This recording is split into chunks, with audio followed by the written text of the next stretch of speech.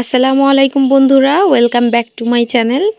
আজকে আমি আপনাদেরকে দেখাবো মেয়োনিজ তৈরি করে। আর ঘরে এই মেয়োনিজটা তৈরি করা একদমই সহজ। তো প্রথমে আমি মেয়োনিজ তৈরি করার জন্য ব্লেন্ডারে ছোট জারটা নিয়ে নিয়েছি, আর এর মধ্যে নিচ্ছি একটা ডিম। একটা ডিমেই হয়ে যাবে আমি যতটুকু মেয়োনিজ তৈরি করতে চাচ্ছি। তো তারপর আমি দিয়ে নিয়েছি 2 কোয়া রসুন। এটা সম্পূর্ণ অপশনাল, এটা আপনারা চাইলে না দিলেও হবে। আমার ভালো লাগে তাই দিলাম, কারণ হালকা একটা ডিমের যে স্মেল থাকে ওটাও চলে যাবে। তো তারপর আমি নিয়েছি 1 চামচের মতো গোলমরিচের গুঁড়া। গোলমরিচের গুঁড়া নেওয়ার পরে আমি এখানে 2 চামচ নিয়েছি চিনি। আর এই চামচটার 1 চামচ হচ্ছে চা চামচের 2 চামচ হয়, তো 2 চামচ চিনি নিলাম। আর নিয়ে নিব 2 চামচ গুঁড়া দুধ। তো গুঁড়া দুধটা নেওয়া হয়ে গিয়েছে। এখন আমি নিয়ে নিব হাফ কাপের মতো তেল।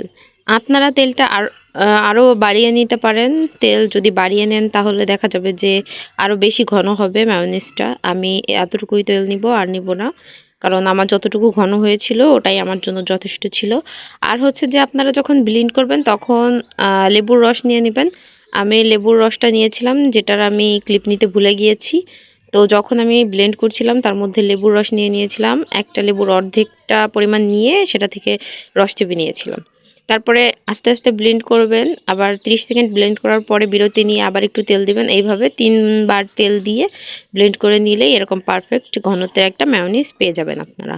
এটাকে 7 দিনের মতো নর্মাল ফ্রিজে সংরক্ষণ করতে পারেন, তাহলে আরও ঘনত্ব বাড়বে। আর ফ্রিজে রেখে 7 দিন পর্যন্ত নরমালি খাওয়া যাবে। ধন্যবাদ সবাইকে রেসিপিটা দেখার জন্য। ভালো লাগলে আমার চ্যানেলটি সাবস্ক্রাইব করে পাশে থাকবেন।